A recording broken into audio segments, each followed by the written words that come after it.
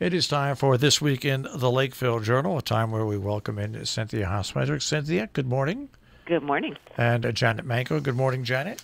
Good morning. How is everybody? Very good. It's a good thing I worked out this morning because the 95th Salisbury Ski Jump Fest is inserted in the Lakeville Journal this year, and it adds about a pound to the journal. Oh, my gosh. Yeah, if you see our drivers, please give them a pat on the back because it is not an easy week for them. No. And, we just had to have the snowstorm, too. Yeah, well, anyways. But, yeah, we're very happy to have it in there. The jumps are coming. Yeah, I always look forward, and I think most people look forward to seeing this, because not only do they find out more about the jumps and all about the jumps, but you see the community commitment not only to the jumps itself, which all that money that helps support the Salisbury Winter Sports Association, but also that's one of the features I think that people look forward to that come out of the Lakeville Journal every year, to be quite honest with you.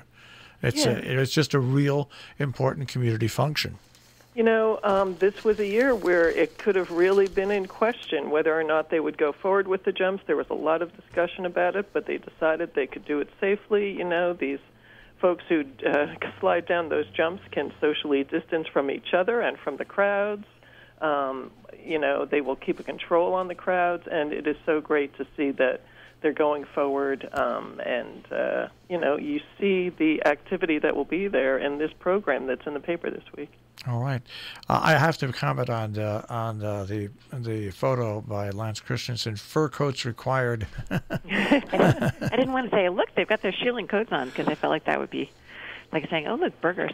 But that is, in fact, beautiful local cattle. And Lance Christensen went out in the middle of the snowstorm and actually let us know what the roads were like, which was extremely treacherous, on Monday. And the storm, I would say, generally didn't turn out to be quite as bad as we expected, which is always good news. I would say the winds were strong, but not the 40-mile-per-hour gusts that we were expecting. And I'd say we got about a foot of snow, which is pretty good. But and then the snow continued this week, so we will probably have more snow pictures coming up. Right. We have Lonza's pictures. It's that time of year. Well, let's go to, and this, I've been waiting for this happening more and more and more. Patrick Sullivan's story on the housing meeting that a large turnout crashed Zoom, because most places that are using Zoom are using the free Zoom, and there is a limit to what you can put, how many people can join in a Zoom meeting. And unfortunately, during a very important housing meeting, which a lot of people wanted to be part of, it happened there. It's interesting, as we're coming into budget season, town meetings and budget meetings where we talk about the millions of dollars that we're all going to pay in taxes to support our town and school services, generally I would say maybe get 10 or 15 people. So it's great to see this many people turning out for what's turned out to be a really lively conversation in our area towns about affordable housing. So there's this conversation going on in Salisbury. There's a similar one going on in Falls Village that we'll talk about as we get inside. But two different town organizations that are working toward possibly putting a sort of, a semi-apartment building in the historic district. A lot of strong feelings about it on both sides.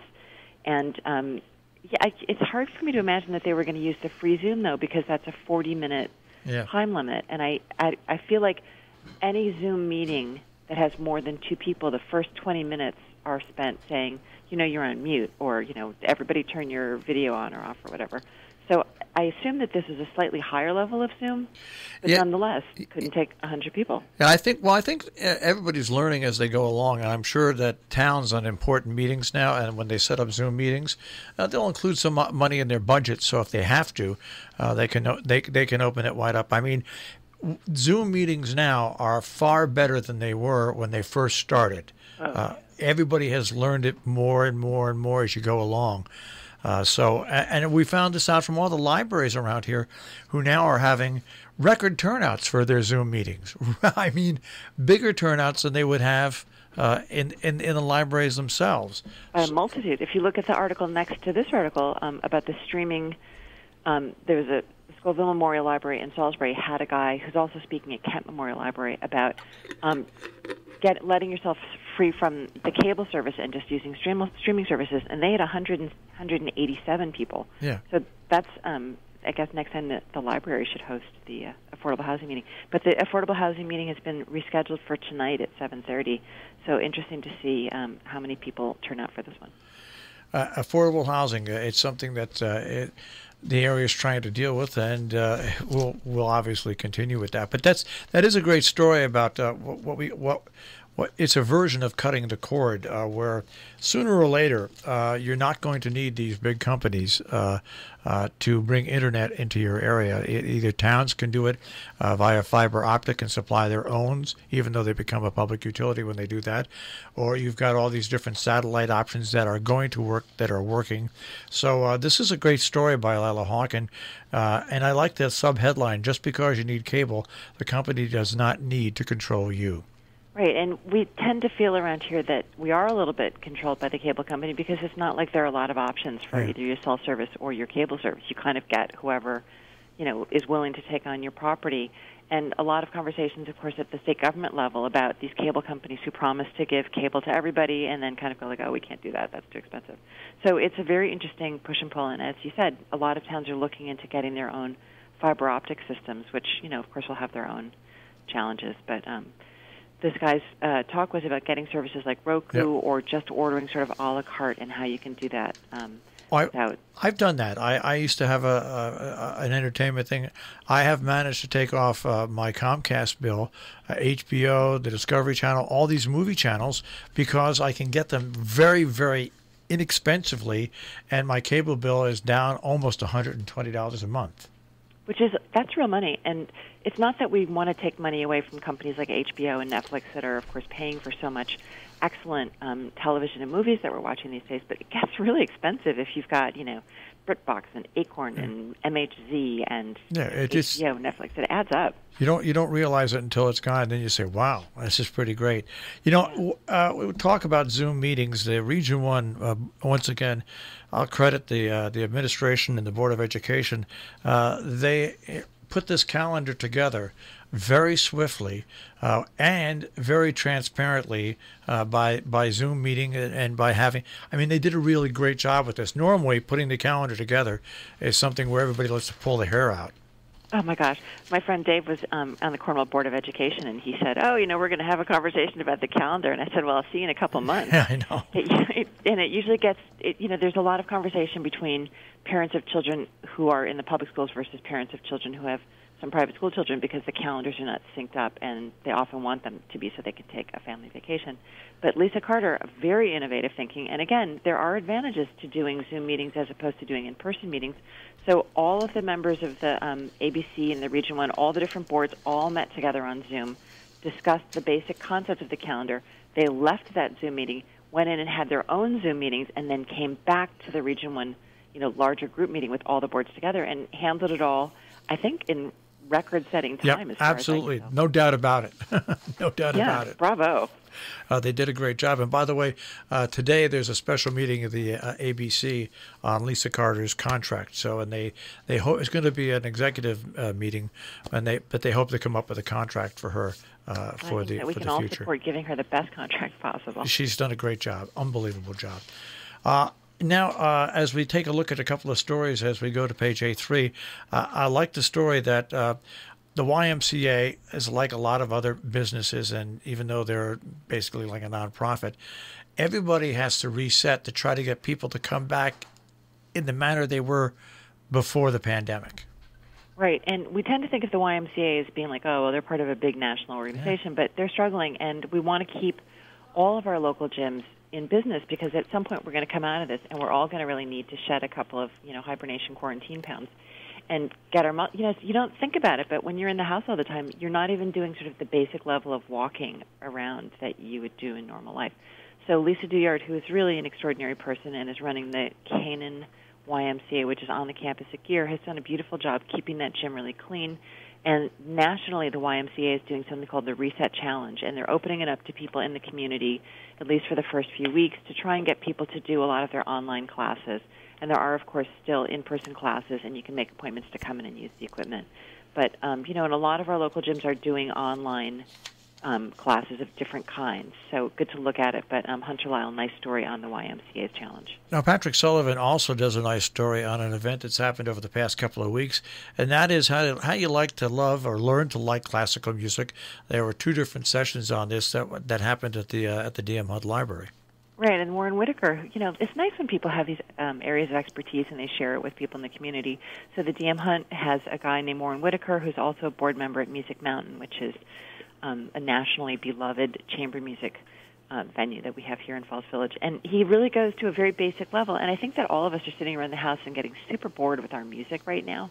And if you've not been a classical music person, he really gives you a baby steps introduction to how to get to know classical music, and kind of says, don't be embarrassed by liking the things that really sophisticated music lovers kind of turn their noses up at. Like you said, start with the popular stuff. There's a reason why it's so popular. It was interesting. We have classical music, and we happen to have a great service that if people request what the song was, we can send them not only what the song was, but where they can get the song as well. Because classical music is, and what you see at Music Mountain, we're very lucky to have Music Mountain around here and Hotchkiss, which present unbelievable classical music performances here. And they're either free or dirt cheap compared to elsewhere in the country. And that's a nice service that you guys are offering, because so often you turn on the music and you hear something super sublime and you just don't know what it is. So that's a great thing to be able to email you and say, like, wow, I'd like to learn more about that piece. Yeah, it's technology makes our lives a lot easier sometimes. We'll go to a couple of stories out of Sharon. First of all, speed bumps in Sharon, and also the food truck plan, which will help local business. A lot of towns around here are looking into food trucks, and they all seem to have vastly different opinions on whether food trucks are good or bad. And some of it depends on the local vendors in a town and how they feel about competition. So they have not been super popular in Salisbury, where you've had 1 or 2 businesses say, like, that's not, that's going to really infringe on our ability to make money at our little restaurant or whatever. In Sharon, where there's the very popular fish truck, Sharon is looking at the possibility of having other food trucks. And, of course, Jump Fest will have food trucks. So I've always thought it'd be super fun to own a food truck. Marshall, you probably remember years ago there was a guy who had the truck that would come with ice cream to the beach in Sharon. And that always seemed like a nice idea, too. So the selectmen discussing the idea of having food trucks and hoping that it will help local businesses. And then Hilltop Road, which is what we sort of know as a rural minor collector, which connects Route 4 to the center of Sharon. A lot of people use it as a shortcut, which is, not really great for the people who own houses there, but also that's where we have the school. So there's a lot of traffic on that road and not a great place for people to be speeding. So they're looking at putting speed bumps or speed humps out and discussing how they can do it to notify people so that they don't go flying over it and wreck their undercarriage. All right, and a twinge of sadness when I turned the page of the Lakeville Journal this week and I saw the picture of Toymakers Cafe. I thought, maybe it's coming back, but no, it's about the book and recipes in a new book about the Toymakers Cafe. And it could still come back. The producers haven't really said it's specifically not, but they, and I have to say, we're lucky that there haven't been that many businesses that we've lost to the quarantine, but they really felt that, there was no way that they could continue to go on. It's very much like eating lunch at your mom's house when you go to Toymakers. Greg Badu is a very sort of paternal presence, and Anne is very maternal at the counter, and you go in and he just makes you a really homemade little sandwich, but not something that really translates to a pandemic model. But they had been talking for years about doing a cookbook, which they've done, and as most people know, especially people who live in that part of town, it's a very popular spot for motorcyclists. And Greg, of course, has a side business on the Internet selling parts to rare old motorcycles, which he keeps on the premises and sort of takes apart and sells to people. Now, I want to go to the interesting story here, though. This is one thing that the Lakeville Journal does that no other paper does for our area. Focus in on interesting people, and you can do an interesting story that people might not know otherwise. And you've got one such story about the artist who lives here in Northwest Connecticut. Right, Keitra Storm and Leela Hawkins' friend who lives in Sharon had notified her about this and said, there's this interesting guy who's moved up here. And I thought he'd moved up just for the quarantine, but he's been here for a couple of years and doing a lot of portraits and has been invited by some local businesses to do their signage, like a motorcycle shop down in Kent.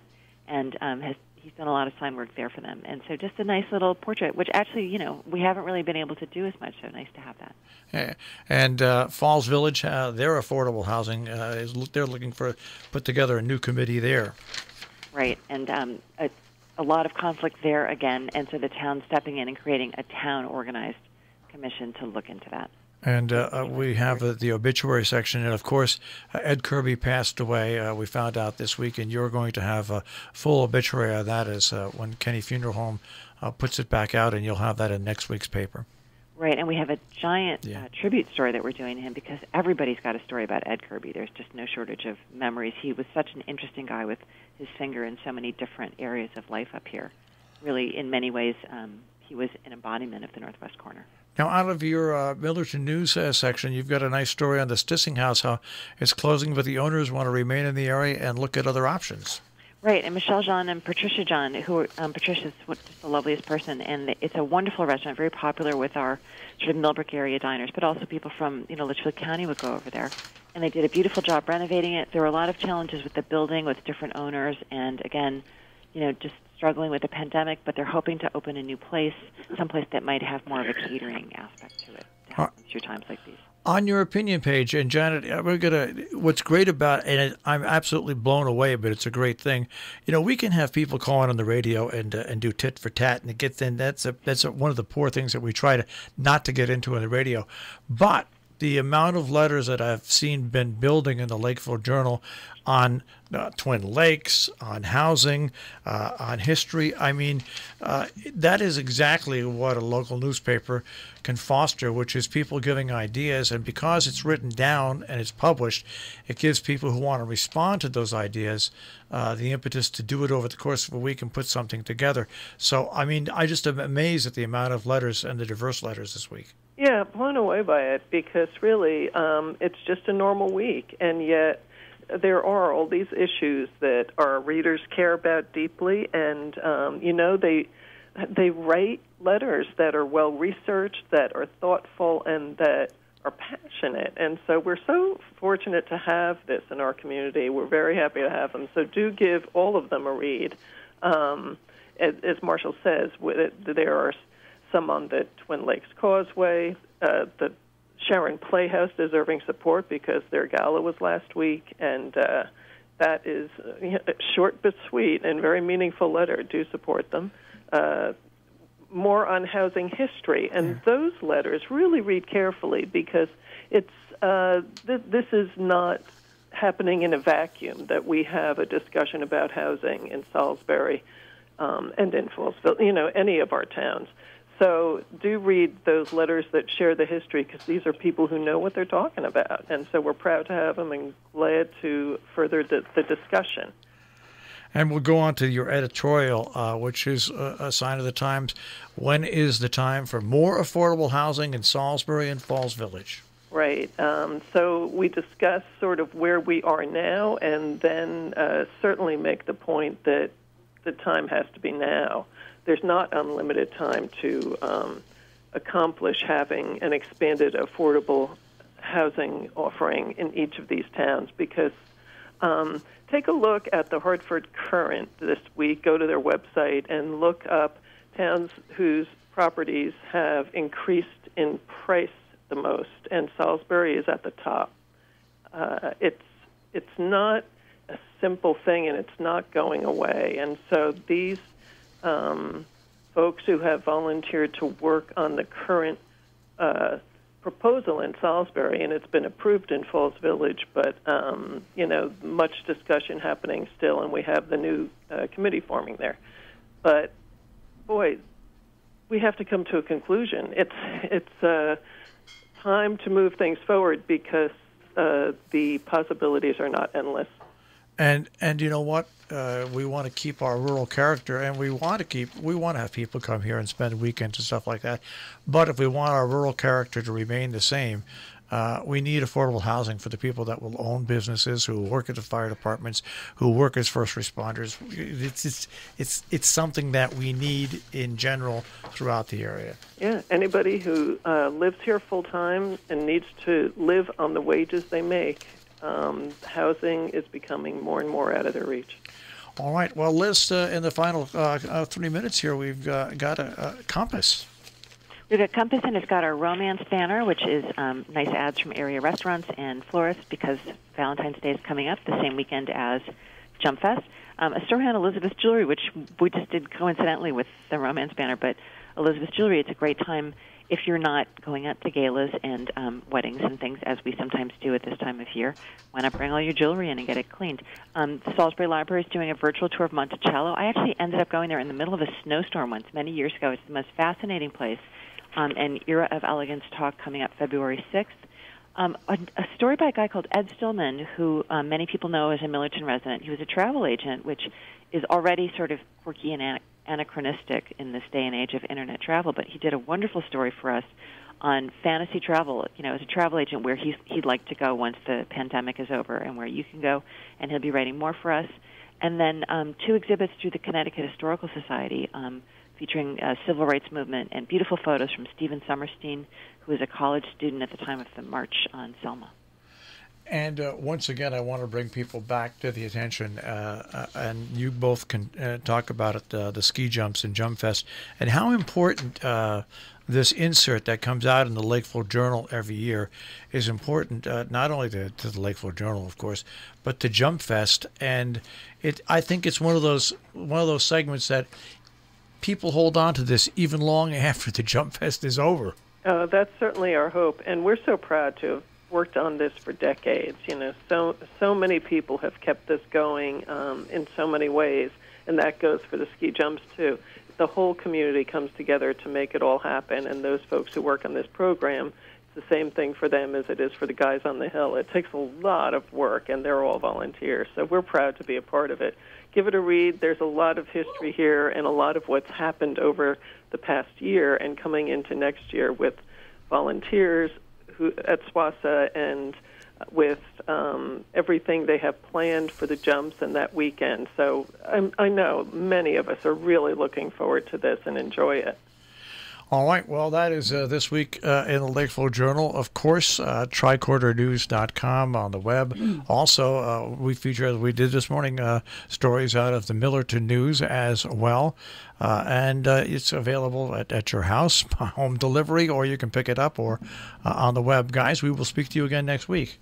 Thank you so much. Thanks so much. Have a good week. All right. That is this week in the Lakeville Journal. And once again, you can find them at area newsstands, home delivery, and tricordernews.com. That's the site you can go to and get either the Millerton News or the Lakeville Journal.